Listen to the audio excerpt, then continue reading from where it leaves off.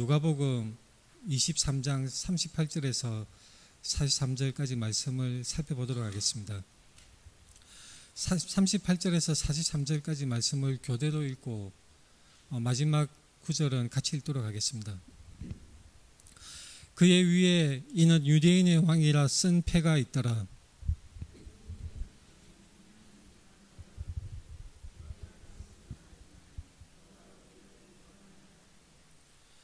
하나는 그 사람을 꾸짖어 이르되 내가 동일한 정죄를 받고서도 하나님을 두려워하지 아니하느냐.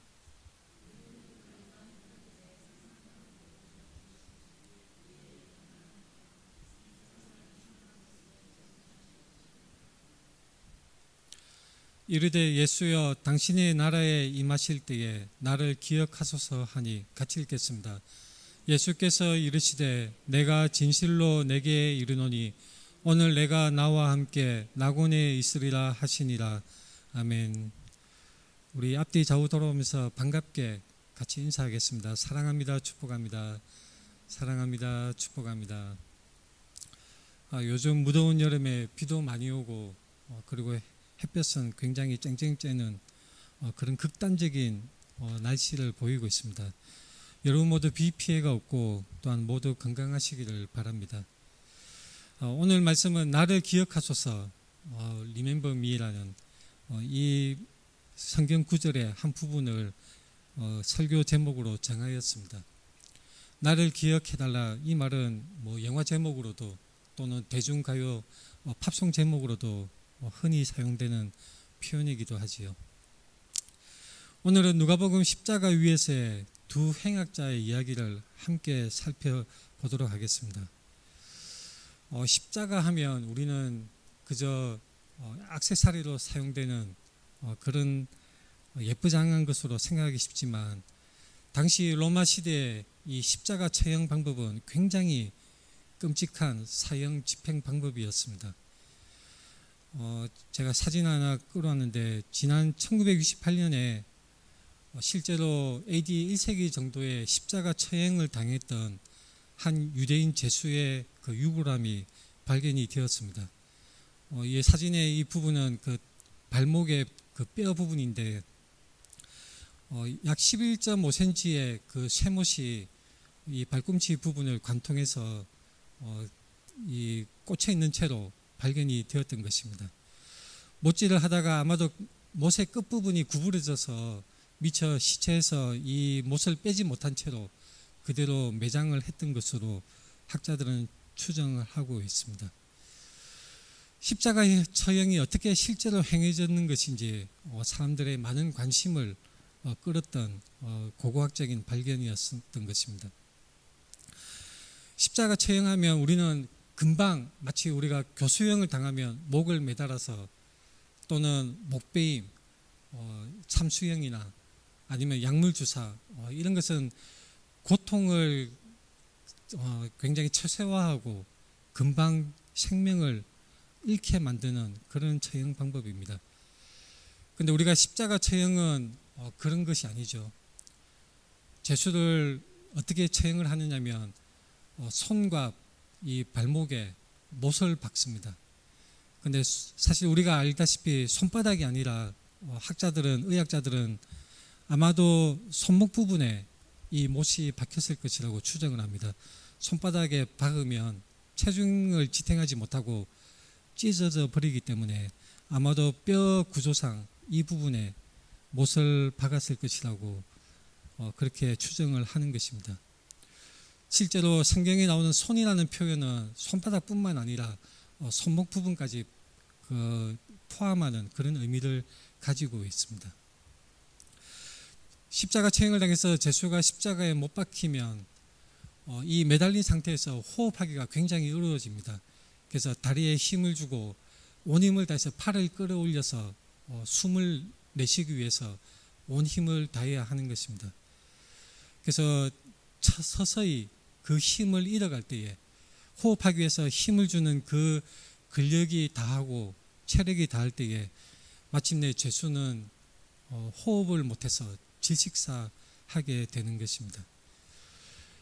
그래서 짧게는 하루 정도 길게는 며칠 동안 이 십자가에 달린 채 서서히 죽어가는 고통의 그 시간이 계속되는 끔찍한 처형 방법이었습니다. 호흡곤란과 출혈로 그렇게 제수가 죽어가는 것입니다. 그래서 로마 군인들은 기다리다가 너무 늦어질 것 같으면 어떤 제수들은 체력이 아주 강인해서 며칠 동안 계속 살아있는 경우도 있었다고 합니다. 그럴 때 로마 군인들은 어떻게 했냐면 바로 다리를 부르뜨려서 더 이상 체중을 지탱하지 못하게 만들어서 질식사하도록 그렇게 조치를 했던 것입니다. 이것은 너무나 고통스러운 사형 방법입니다. 실제로 의학자들이 너무나 끔찍한 이 숨을 거두는 사망하는 그 과정에 대해서 여러 가지 논문도 나오고 연구 결과도 발표가 되고 있습니다.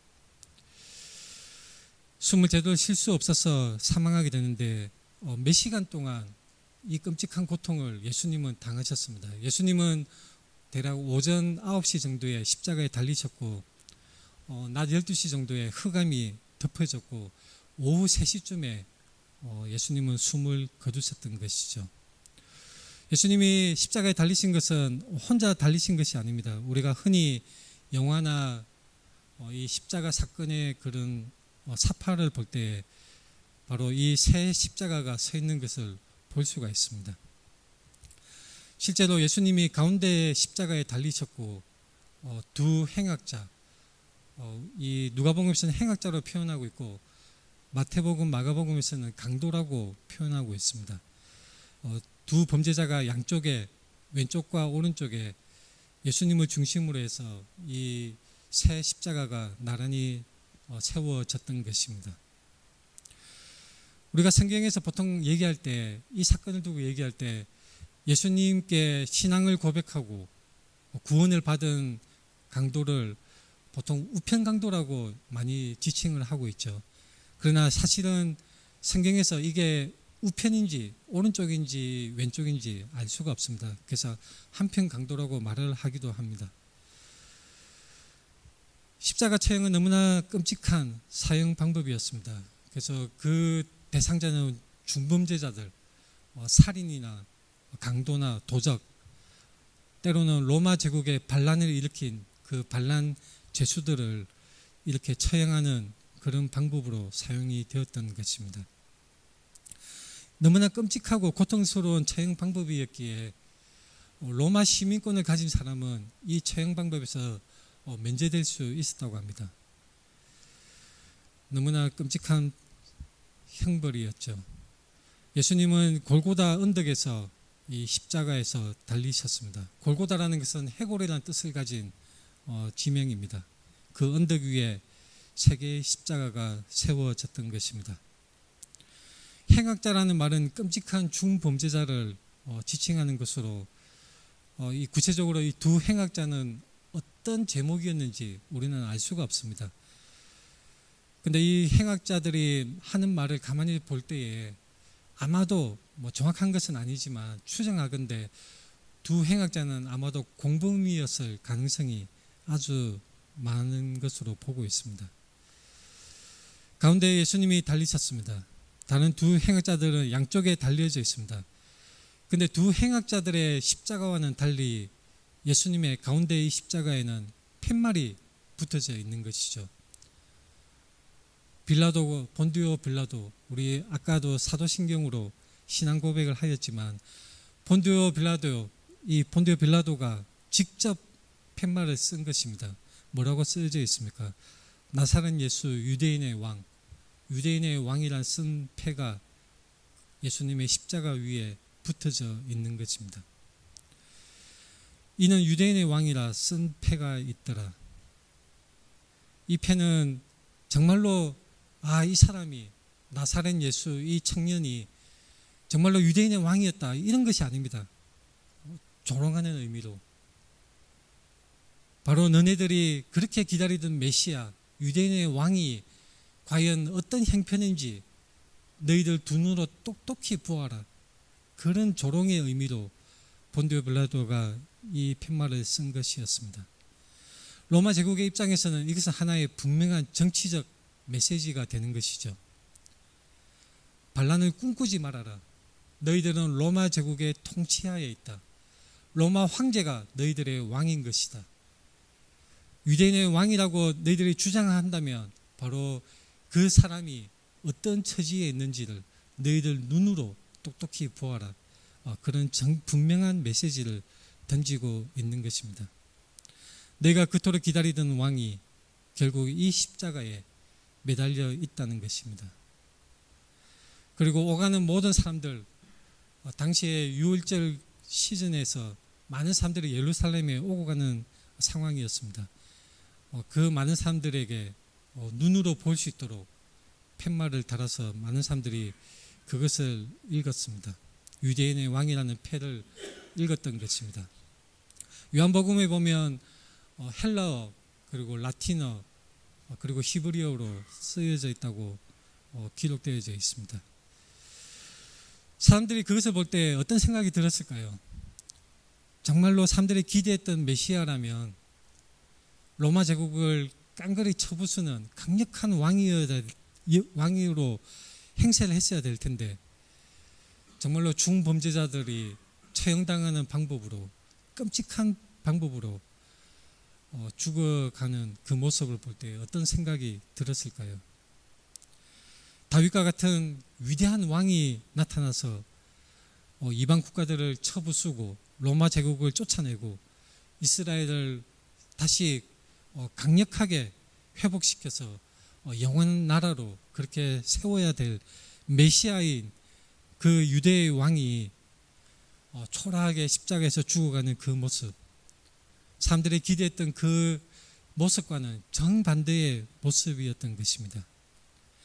강력한 군대, 초자연적인 능력, 그런 것을 보여주기는커녕 손발이 못 박힌 채 아무 힘도 쓰지 못하고 피를 흘리며 죽어가는 사람, 강도들과 함께 행악자들과 함께 같이 나란히 죽어가는 사람, 예수 그리스도였습니다.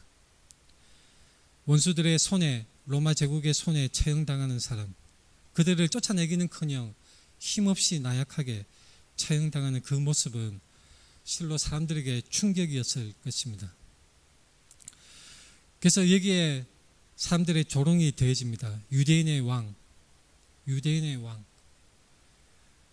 그들에게는 너무나 정반대되는 상황이었고 아이러니한 우스꽝스러운 그런 상황이었을 것입니다. 그 조롱은 그냥 팻말로 붙인 것으로 끝나지 않았습니다. 관원들이 놀렸죠. 남은 다른 사람들은 구원하였으니 만일 하나님의 택하신 자 그리스도이면 십자가에서 내려와 보라. 자기도 구원해봐라. 그렇게 놀림을 했던 것입니다.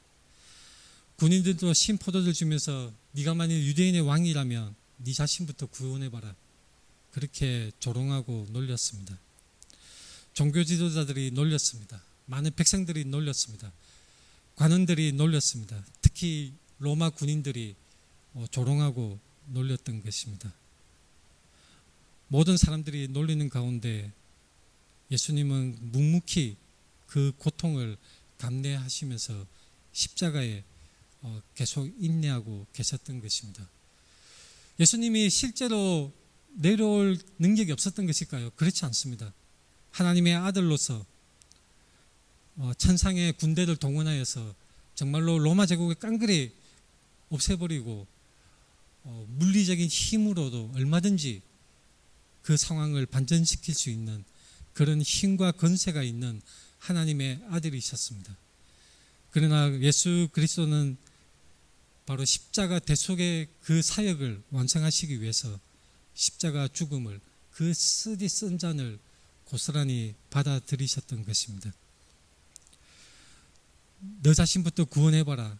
그렇게 사람들이 놀리는 상황 속에 두 행악자들도 처음에는 예수님을 욕하고 조롱했습니다. 마태복음과 마가복음을 보면 두 행악자들도 같이 예수님을 조롱했던 것을 알 수가 있습니다.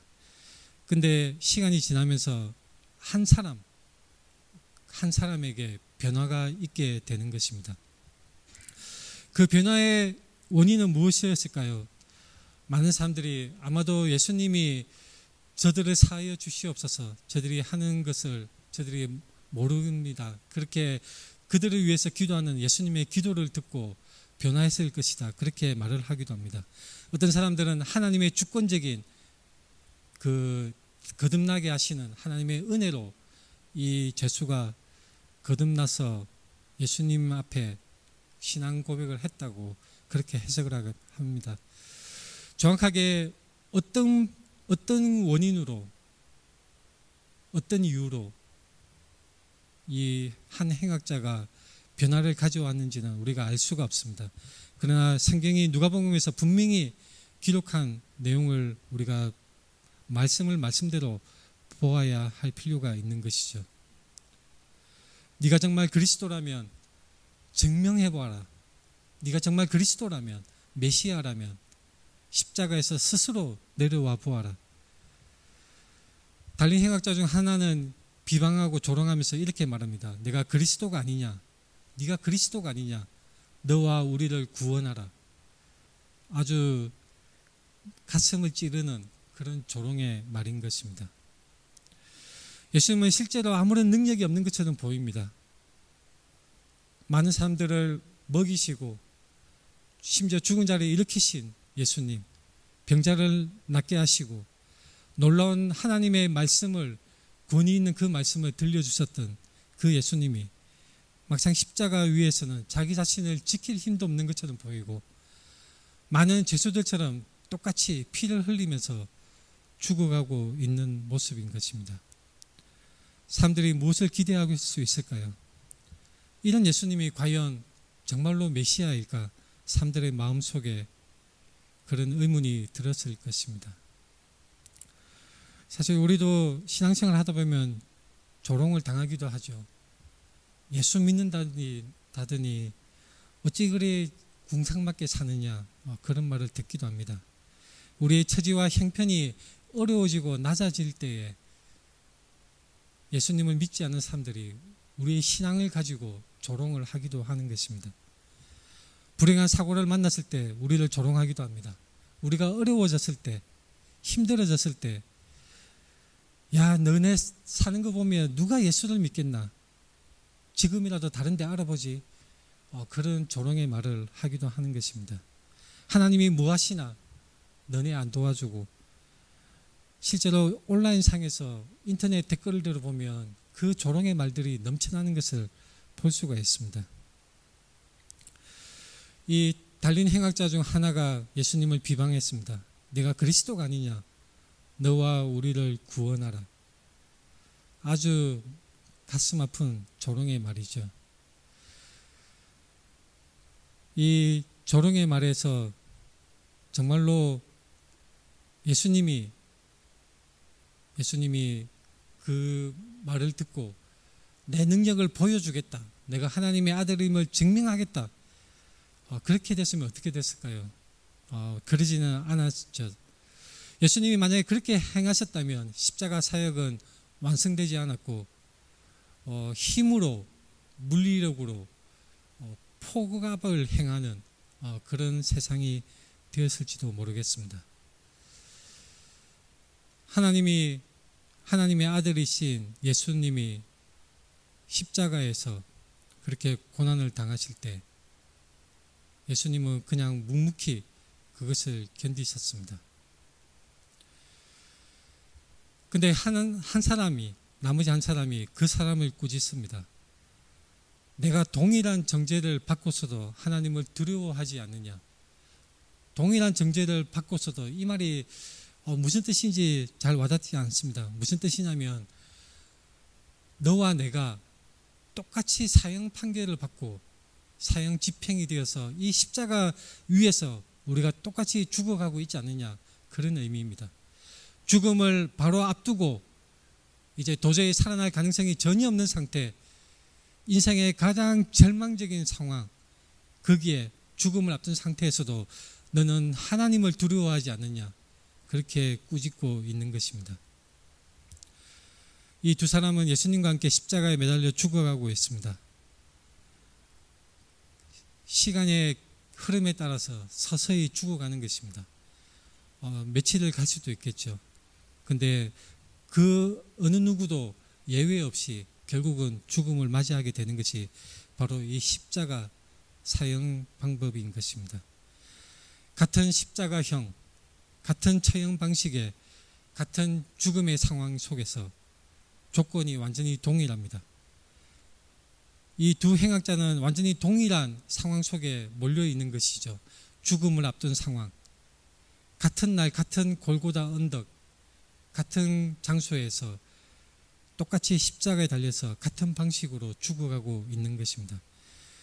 그런데 신기합니다. 이 동일한 조건, 동일한 상황 속에서 두 사람이 완전히 다르게 나타나는 것이죠. 반응이 완전히 정반대로 달라집니다. 한 사람은 죽는 순간까지 조롱을 멈추지 않습니다. 그러나 다른 한 사람은 바로 그때에 마음을 극적으로 돌이키는 것이죠. 죽음을 앞두고 두 행악자가 극명하게 갈린 반응을 보이고 있는 것입니다. 한 6년 전쯤에 2020년 5월이라고 기억이 됩니다. 제가 적어놓은 글이 있어서 다시 한번 읽은 기억이 있습니다. 고 양민철 목사님이 살아계실 때에 우리 교인 중에 한 분이 이제 소천하셔서 장례식장에 갔던 적이 있습니다. 그 성도님이 오랜 투병 생활 중에 많은 이제 교인들이 기도를 하는 그 상황 속에서 마침내 소천하셨기 때문에 그 장례식장에 교인들도 많이 참석을 했었습니다. 여러 교인들과 양민철 목사님과 함께 제가 장례식장에서 식사를 하면서 이런저런 얘기를 나누었는데 그 대화의 내용을 제가 글에 적은 것이 남아 있습니다. 그 장례식장에 소천한 성도님이 병원에 계실 때 우리 양민철 목사님이 복음을 전하셨고 마침내 믿음으로 예수님을 영접하고 소천하시는 그날까지 성경 말씀을 보내주는 그 메시지를 받아보시고 있었다고 합니다. 돌아가시기 직전에 잠깐 눈을 뜨셨는데 그분이 평안한 음성으로 천사 2명이 나를 기다리고 있네, 그 말을 남기고 주님 품으로 가셨다고 합니다. 그때 양민철 목사님이 들려주셨던 얘기가 무엇이었냐면 여러 환자분들에게, 특히 위중한 상태에 있는 분들에게 복음을 전해왔을 때 많은 그 경험을 들려주셨습니다. 어떤 경우에는 환자의 병세가 중해서 눈을 감고 있고 사람의 말을 듣지 못하는지도 명확하지 않은, 말도 못하고 혼수 상태인지 아니면 깨어있는 상태인지도 분명하지 않은 그 상황에서도 옆에서 조용히 찬송을 부르고 성경 말씀을 들려주고 예수님을 전했을 때 때로는 그 환자분의 눈에 눈물이 흐르는 것을 여러 번 목격하셨다는 그 말씀을 제가 들었습니다. 사람은 어떤 경우에 죽음을 앞둔 상황 속에서 인생을 돌아보고 겸손해지기도 하는 것입니다. 똑같은 고통, 똑같은 인생의 그 마지막 순간에도 남은 시간이 없는 상황 속에서도 사람의 마음은 이렇게 완전히 달라질 수 있습니다. 복음 앞에 다르게 반응할 수가 있는 것입니다. 어떤 사람은 끝끝내 숨을 거두는 그때까지 예수님을 거부하는 사람이 있습니다. 어떤 사람은 아무런 그 행동으로 표현하지 못하지만 복음을 받아들이고 때로는 눈을 뜨지도 못하지만 고개를 끄덕이는 것으로 예수님에 대한 믿음을 고백하는 사람도 있는 것입니다. 같은 고난, 같은 시련, 같은 삶의 위기 속에서도 어떤 사람은 마음을 닫고 어떤 사람은 주님께 마음을 엽니다. 어떤 사람은 숨을 거두기 직전에 예수님을 믿고 예수님을 의지하는 반면에 어떤 사람은 거부하는 것입니다. 사실 모든 사람이 동일합니다. 십자가에 매달린 두 행악자, 사실은 우리 모두가 우리 인생에 예수님을 가운데 두고 우리의 반응은 둘로 나뉘어지게 됩니다. 그리스도를 믿고 받아들이고 의지할 것인가, 끝끝내 그분을 거부하고 나의 고집대로 그냥 하나님과 관계없는 영원한 멸망의 길로 선택하고 말 것인가. 그 갈림길이 우리 앞에 가장 중요한 우리 인생의 선택으로 우리에게 주어지는 것입니다. 우리는 결국 이 세상에서의 삶을 다하면 하나님 앞에 서게 될 것입니다. 하나님 앞에 서게 될 때 어떤 일이 벌어질지 모든 사람은 생각해야 합니다. 두렵지 않습니까? 두렵지 않습니까? 누가복음 12장에 이런 말씀이 있습니다. 내가 내 친구 너희에게 말하노니 몸을 죽이고 그 후에는 능히 더 못하는 자들을 두려워하지 말라. 마땅히 두려워할 자를 내가 너희에게 보이리니 곧 죽인 후에 또한 지옥에 던져 넣는 권세 있는 그를 두려워하라. 내가 참으로 너희에게 이르노니 그를 두려워하라. 그가 누구입니까? 바로 하나님이십니다. 이 말씀을 들려주신 분은 누구이시죠? 예수님이십니다. 예수님이 친히 우리에게 엄중한 경고의 말씀을 주시는 것입니다. 우리는 많은 것들을 두려워하죠. 당시 사람들은 로마 군대를 두려워했습니다. 이 세상의 권력자들을 두려워했습니다. 오늘날 우리는 무엇을 두려워하고 있습니까? 우리가 살아가면서 마주치는 폭력, 범죄, 때로는 사고, 건강에 잃는 것이 두렵습니까? 아니면 영화나 드라마에서 흔히 나오는 귀신들, 마귀나 귀신들이 두렵습니까? 그 어떤 것들도 지옥에 우리를 던져넣는 권세가 있지 않습니다. 이 세상의 어떤 피조물도 하나님의 사랑에서 끊을 자가 그 어떤 것도 존재하지 않는 것입니다.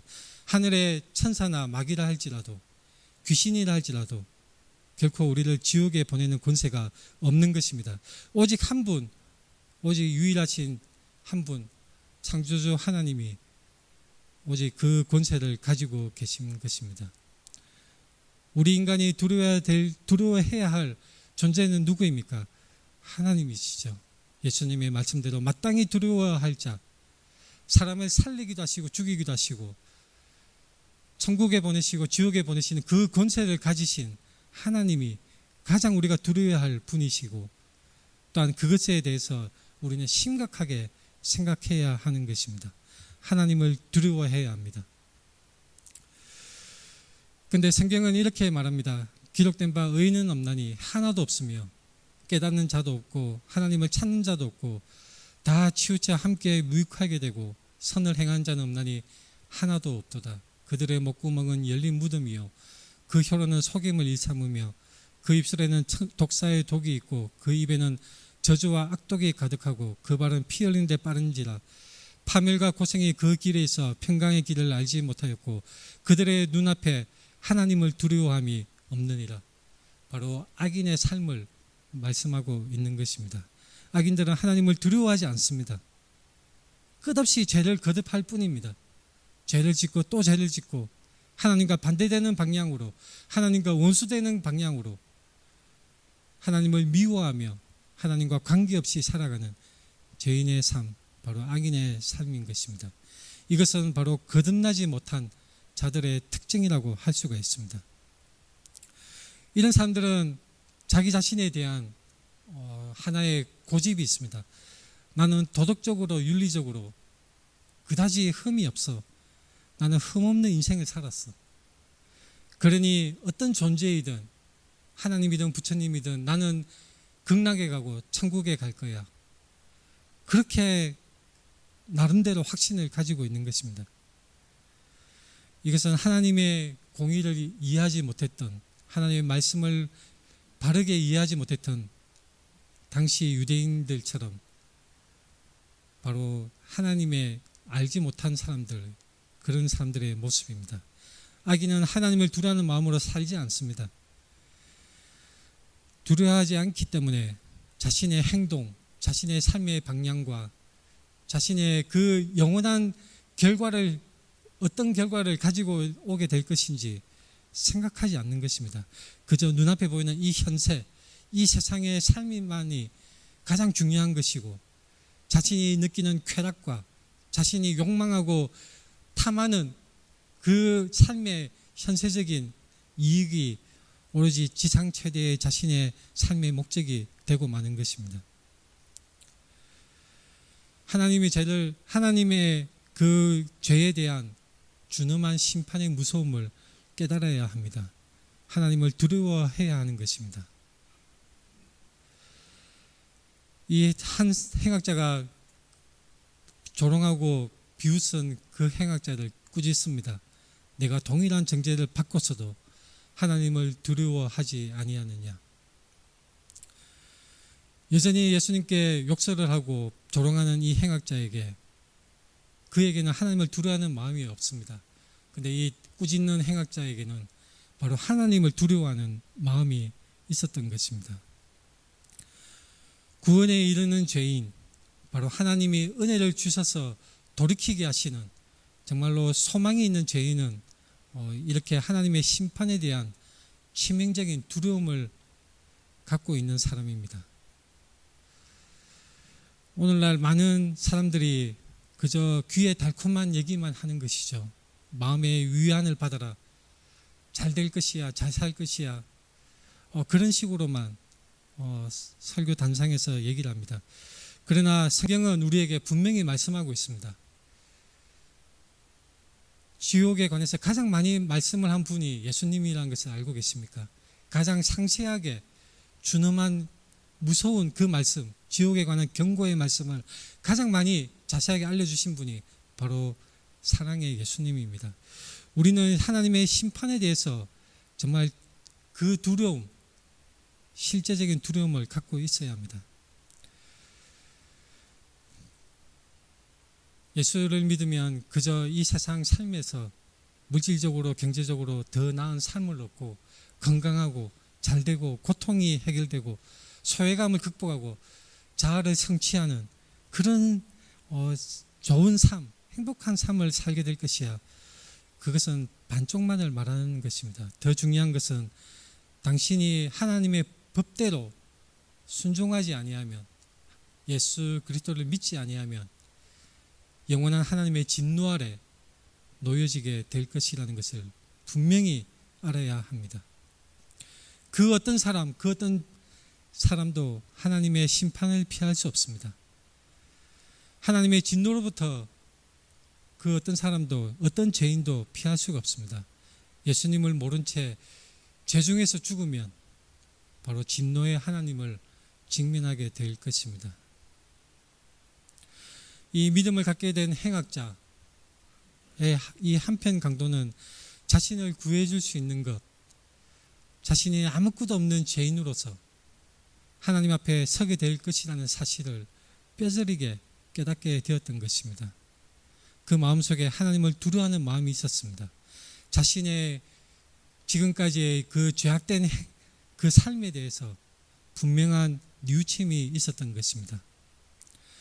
우리는 우리가 행한 일에 상당한 보응을 받는 것이니 우리가 행한 모든 악행들이 바로 우리가 지금 받는 처벌에 당연히 마땅한 처벌이라는 것을 이 회심하는 행악자는 고백하고 있습니다. 그러나 예수님에 대해서는 이 사람이 행한 것은 옳지 않은 것이 없느니라 분명히 증언하고 있는 것이죠. 자신이 죄인임을 고백하는 것 너무나 중요합니다. 자신의 죄에 대한 책임을 깨닫고 나는 죄인으로서이다. 나는 죄인입니다. 나는 내 행위에 합당한 벌을 받아야 마땅한 죄인입니다. 그렇게 고백을 하는 것 정말로 중요한 것입니다. 핑계하지 않습니다. 이 행악자, 이 강도는 결코 핑계하지 않았습니다. 보통 중한 죄를 지은 범죄자들 언론에 인터뷰하는 것을 보면 여러 가지 핑계를 대는 것을 볼 수가 있죠. 내가 어릴 때 학대를 받았어. 부모님에게 사랑을 받지 못했어. 여러 가지 나는 착한데 못된 친구의 꿰매 빠졌을 뿐이야. 그런 식으로 핑계를 하는 것입니다. 핑계하면 안 됩니다. 바로 우리가 가지고 있는 죄는 바로 우리 자신의 책임입니다. 마귀 사탄의 유혹에 빠져서라고 마귀한테 핑계를 대지 않습니다. 어느 연쇄살인마가 경찰에 잡힌 후에 이렇게 말을 하는 사람도 있었습니다. 마귀가 나를 부추겨서 내 귀에 속삭여서 내가 그런 짓을 저질렀습니다. 아주 파렴치한 변명일 뿐이죠. 나는 죄인입니다. 이 정직하게 고백하는 것이 필요한 것입니다. 참으로 하나님 앞에 돌이키는 사람, 하나님 앞에 진정한 회개를 하는 사람은 그 어떤 것도 내세우지 않고 오직 자신의 전적인 책임과 영적으로나 도덕적으로 무능력함을 고백해야 하는 것입니다. 하나님의 법 앞에서 완전히 망한 자신의 상태를 정직하게 고백할 뿐인 것입니다. 하나님께 드릴 것이 아무것도 없습니다. 자신을 내세울 만한 그 어떤 공덕이나 훌륭한 그런 공로가 전혀 없는 것입니다. 자신의 죄를 가릴 만한 상응하는 그런 선행이 없습니다. 마치 탕자처럼 돼지들이 먹는 쥐염 열매를 먹으면서 냄새나는 그 돼지와 함께 살아가면서 굶어 죽어가는 형편없는 모습, 그 모습 그대로 오직 살 길은, 내가 살 길은 아버지께 돌아가는 것이다. 그렇게 아버지께 돌아오는 그 탕자의 그 마음, 그것이 죄인에게 필요한 것입니다. 그가 아버지 앞에 할 수 있는 말은 무엇입니까? 내가 어떻게 훌륭한 일을 했습니다. 도저히 말할 수가 없는 것이죠. 오직 말할 수 있는 것은 이거밖에 없습니다. 나는 아들의 자격이 없는 것입니다. 나는 자격 없는 죄인일 뿐입니다. 오로지 이 말만 할 수 있는 그런 형편인 것입니다. 사람에게 하나님의 자비가 전적으로 필요하다, 하나님의 은혜가 전적으로 필요하다는 그것이 분명히 사람에게 있어야 합니다. 겸손하고 통회하는 마음으로 하나님 앞에 엎드릴 때에, 더 이상 우리 자신에게는 아무런 희망이 없고 소망이 없다고 고백할 때에 철저한 절망, 우리 자신을 볼 때 철저한 절망, 그 절망에 부딪히고 그 절망 앞에서 오로지 우리의 유일한 살 길 예수 그리스도만을 붙들 때에 바로 그때가 바로 은혜의 순간입니다. 죄인이 자신의 죄를 가장 선명하게 깨닫는 것은 하나님 앞에 섰을 때입니다. 의로우시고 공의로우신 하나님 앞에 섰을 때, 하나님의 말씀을 만날 때에, 그 말씀이 우리의 마음을 칠 때에 우리 자신의 죄를 가장 선명하게 인식할 수가 있습니다. 이 행악자에게 무엇이 남아 있겠습니까? 침례를 받을 수 있습니까? 아니면 회중 앞에서 신앙을 고백할 수 있는 그런 시간이 있겠습니까? 교회에 등록하고 체계적인 신앙 교육을 받을 수 있는 기회가 주어지겠습니까? 성경 말씀을 배우고 기도를 배우고 전도 모임에 참석할 수 있는 그런 기회가 주어지겠습니까? 신앙의 공동체 안에서 훈련받을 시간이 있겠습니까? 전혀 없습니다. 이 사람에게는 남은 시간이 전혀 없는 상태이고 전적으로 무능력한 상태이며 오로지 주님의 은혜만을 구할, 하나님의 은혜만을 구할 그 상태, 가장 아무것도 드릴 수 없는 자신에 대해서는 정말로 무능력함을 고백하는, 손과 발에 못이 박힌 채 죽음을 기다리는 그 몇 시간뿐이 주어진 그 상태, 바로 그 사람에게는 그것뿐이었습니다. 어떤 사람은 하나님을 믿으면 하나님이 마치 그 사람을 사용해서 이익을 볼 것처럼 생각하는 사람들이 있습니다. 하나님이 사람을 시켜서 무슨 이익을 볼 수가 있겠습니까? 창조주이신데, 모든 세상 만물을 소유하신 창조주 주권을 가지신 하나님이신데 사람을 시켜서 무슨 이익을 볼 수가 있겠습니까? 하나님과의 관계를 거래관계로 생각하는 사람들이 있습니다. 그리고 하나님이 마치 우리에게 빚진 자인 것처럼 잘못 생각하고 착각하는 잘못된 신앙을 가진 사람들이 있습니다. 그러나 분명히 아십시오. 하나님은 우리가 결코 청구서를 내밀 수 있는 그런 존재가 아닙니다. 우리는 철저하게 망한 사람들인 것입니다. 하나님 앞에 그 어떠한 청구서를 내밀 수가 없고 그 어떠한 권리도 주장할 수 없는 완전히 파산한 상태의 죄인인 것이 바로 우리들인 것입니다. 이 행악자의 처지는 너무나 불쌍하죠. 움직일 수가 없습니다. 도망칠 수도 없고 누군가에게 무엇을 해줄 수도 없습니다. 그저 숨을 쉬면서 고통 속에서 차츰차츰 생명이 끊어져가는, 죽음을 기다리는 그 상태뿐인 것입니다. 사람이 가질 수 있는 가장 무력한 상태, 가장 자격 없는 상태입니다. 자신이 행할 수도 없고 뭔가 할 수도 없습니다. 행위도 없고 시간도 없고 기회도 없는 그 상황, 이 사람이 무엇을 할 수가 있겠습니까? 근데 놀랍게도 이 사람은 구원을 받았습니다. 이 사건은 정말 중요한 사건이죠. 누가복음에서 정말 짧게 나오는 이 구절들이지만 우리에게 가장 깊은 복음의 핵심을 우리에게 말씀해 주고 있습니다. 앞으로 얼마나 우리가 잘 살아갈 것인가, 그것에 이 회개의 본질이 있는 것이 아닙니다. 바로 이 순간 자신의 상태를 정직하게 하나님 앞에 인정하고 하나님께로 돌아서는 것, 바로 그것이 진정한 회개인 것입니다. 하나님의 은혜를 받아들이는 것입니다. 우리는 어떨까요? 우리는 이 십자가상의 강도, 십자가상의 이 행악자보다는 더 시간이 있습니다. 더 신앙생활을 잘할 수 있는 기회가 주어져 있는 것이죠. 근데 시간이 많으면 흔히 그렇듯이 게을러지게 됩니다. 언젠가 제대로 믿어야지. 언젠가 제대로 신앙생활을 해야지. 계속 차츰차츰 미루고 있다가 우리의 인생의 끝은 어느 한순간 갑자기 우리에게 다가오게 됩니다. 이 행악자는 바로 그 자리에서 예수님 앞에서 돌이켰습니다. 우리도 예수님의 말씀 앞에서 즉시 바로 이 시간 돌이켜야 하는 것입니다. 아무것도 가진 것 없는 이 사람, 아무것도 할 수 없는, 더 이상 기회가 없는 이 사람이 마지막 힘을 다해서 예수님께 말을 합니다.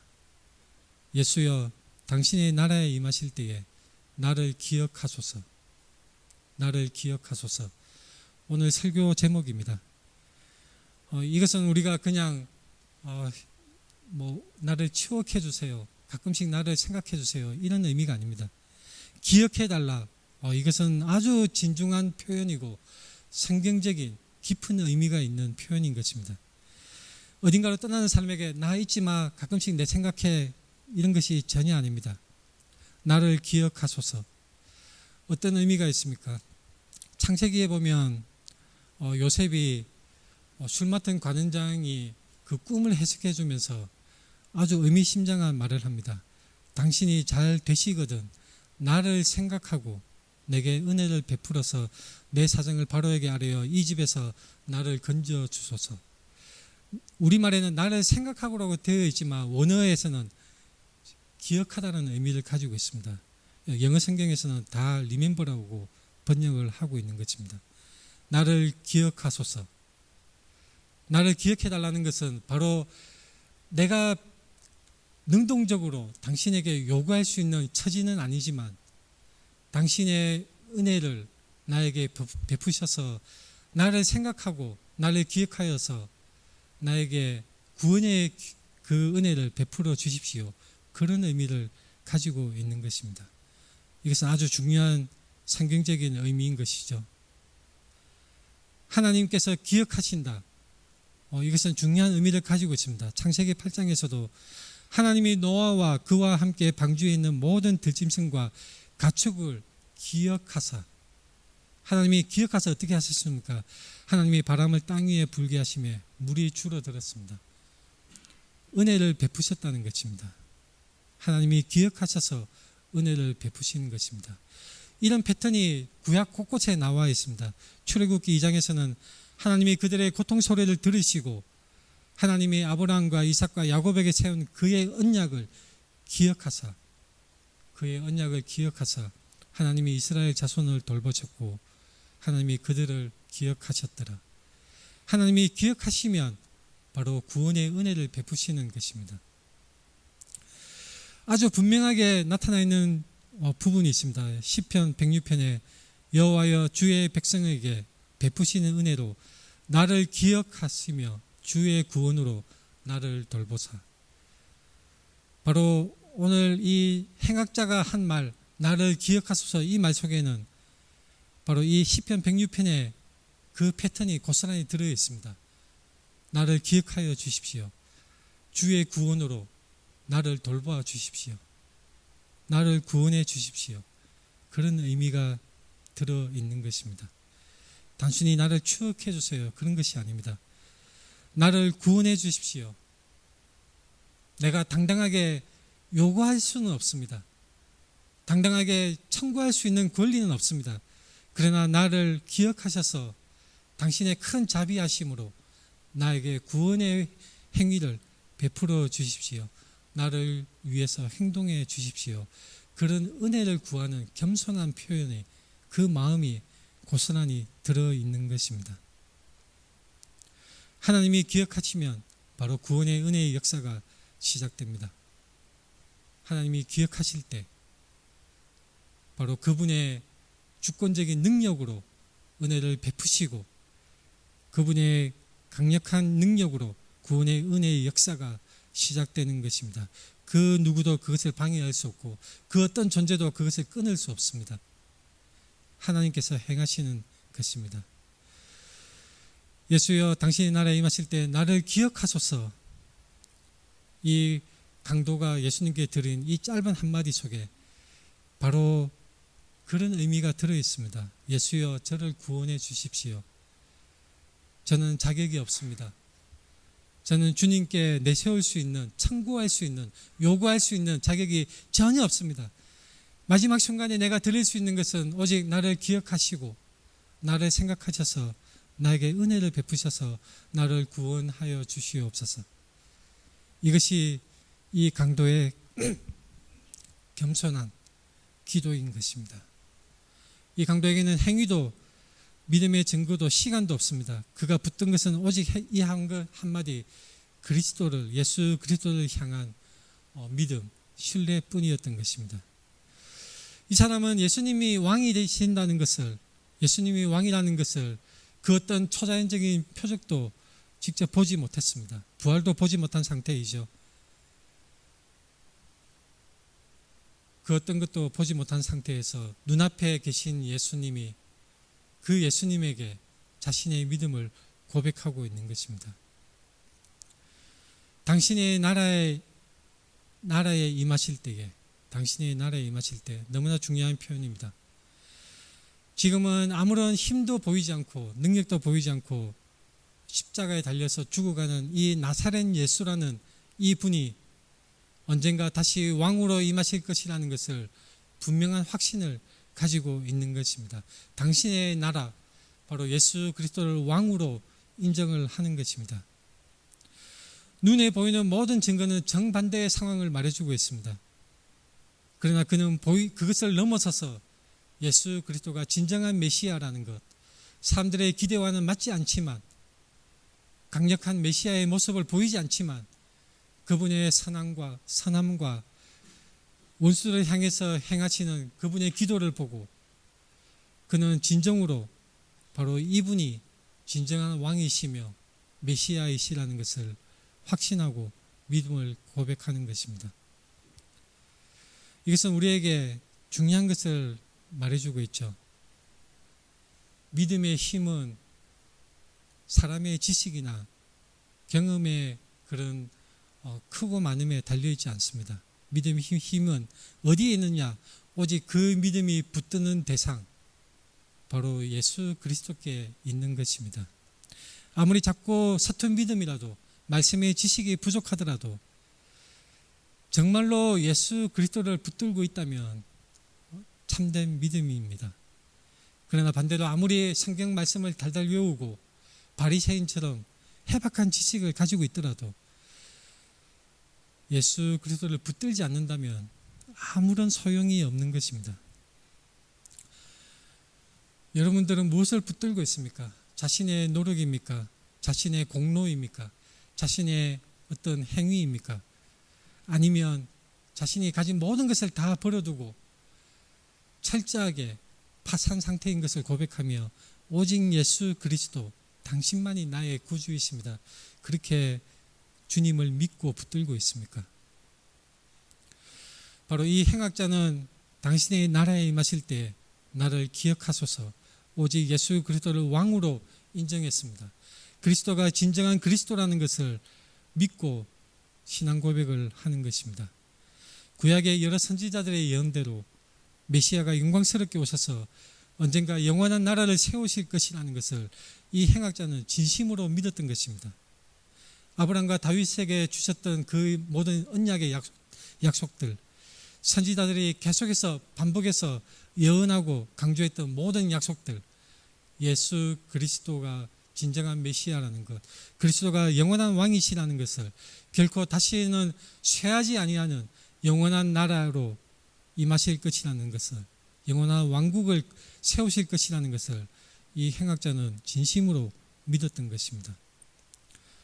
그리스도가 왕이라는 것, 그의 머리 위에는 유대인의 왕이라는 팻말이 조롱의 목적으로 붙여졌지만 사실은 그 팻말은 진실을 말하고 있었던 것이죠. 당신의 나라에 임하실 때 나를 기억하소서. 이 고백은 지금 십자가에 달린 예수 당신의 모습이 끝이 아니라는 것을 이 행악자는 고백을 하고 있는 것입니다. 진실로 당신은 하나님의 아들이십니다. 그 고백입니다. 진실로 당신은 메시아이십니다. 나의 주님이십니다. 그러한 고백인 것입니다. 예수님이 의로우시며 구원자이심을 이해했던 것입니다. 그때 예수님께서 뭐라고 대답하십니까? 너무나 중요한 예수님의 대답입니다. 내가 진실로 내게 이르노니, 내가 진실로 내게 이르노니. 예수님이 진실로 이르신다는 이 말씀은 정말로 받아들이기 어렵고 정말로 놀라운 것이지만 진실한, 진정으로 사실인 것을 강조하실 때 진실로 내게 이른다고 이 표현을 하고 계신 것입니다. 오늘 내가 나와 함께 낙원에 있으리라. 낙원에 있으리라. 너무나 진중하게 무게를 두어서 예수님이 선포하시는 것입니다. 정말로 믿기 어렵고 도저히 이런 종교적인 선과 악의 균형에 대한 감각으로는 이해하기가 어려운 그런 믿을 수 없는 말씀입니다. 어떻게 보면 불합리한 것처럼 보이죠. 탕자가 아버지께 돌아왔을 때에, 재산을 다 탕진하고 아버지 앞에 돌아왔을 때에 오히려 좋은 옷과 가락지를 끼우고 좋은 신발을 신기고 입을 맞추고 온전한 아들로 인정해 주신 그 아버지의 마음, 맏아들은 이해하기 어려운, 어떻게 보면 불공평한 처사인 것처럼 보일 정도로 충격적인 은혜의 말씀인 것입니다.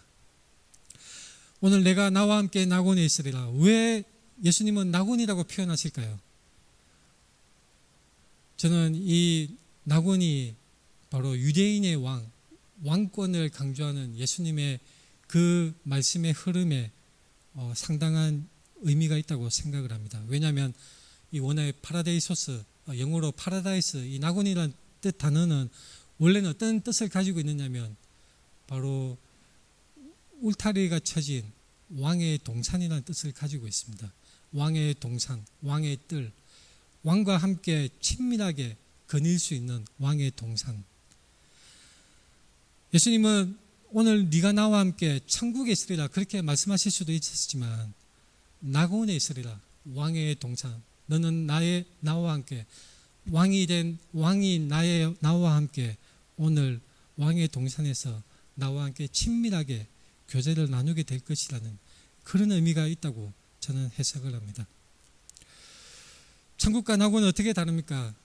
낙원도 천국의 일부라고 할 수가 있습니다. 엄밀하게 구별하자면 사람이 죽어서 그 영혼이 나중에 마지막 날에 예수님이 최후의 심판주로서 임하실 때에 모든 악인이든 의인이든 다 부활하는 몸을 입게 됩니다. 악인들은 부끄러운 몸을 입게 되고 의인들, 그리스도를 믿는 사람들은 바로 영광스러운 부활의 몸을 입게 됩니다.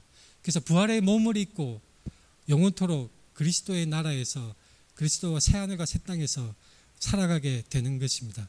그런데 그 전에 영혼이 부활의 몸을 입기 전에 머무른 곳, 그것을 낙원이라고 신학자들은 설명을 구별해서 말을 하기도 합니다. 엄밀하게는 그렇게 구별할 수 있지만 그러나 낙원은 또한 천국이라고 말을 할 수가 있습니다. 왜 천국이 천국입니까? 그리스도와 함께 있을 때에 그 어떤 것보다 가장 기쁨이 되는 그 장소가 되는 것입니다. 유대인의 왕이시고 왕 중의 왕이신 예수 그리스도, 그분의 왕 대신 그분의 동산에 그분과 함께 오늘 있다는 것, 그것은 이 행악자에게 가장 최고의 행복이 아닐 수가 없는 것입니다. 이것은 단순히 한 사람, 한 행악자의 이야기일까요? 그렇지 않습니다. 이것은 바로 우리 모두의 이야기입니다. 우리는 인생에서 그리스도를 중심에 두고 우리의 반응이 나타나야 하는 것입니다. 사실상 모든 사람은 태어나면서 죽음을 향해서 달려가고 있습니다.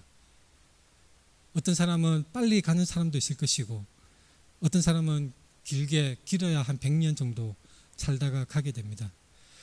그러나 그 때가 언제인지 우리는 알 수 없지만 바로 이 시간, 지금 이 시간 우리는 주님의 말씀 앞에 믿음으로 반응해야 되고, 그분의 주권적인 은혜를 우리는 믿음으로 받아야 하는 것입니다. 만약 여러분이 오늘 세상을 떠난다, 그럴 때 이 예수님의 말씀, 네가 오늘 내가 나와 함께 낙원에 있으리라, 이 말씀을 동일하게 듣기를 바랍니다.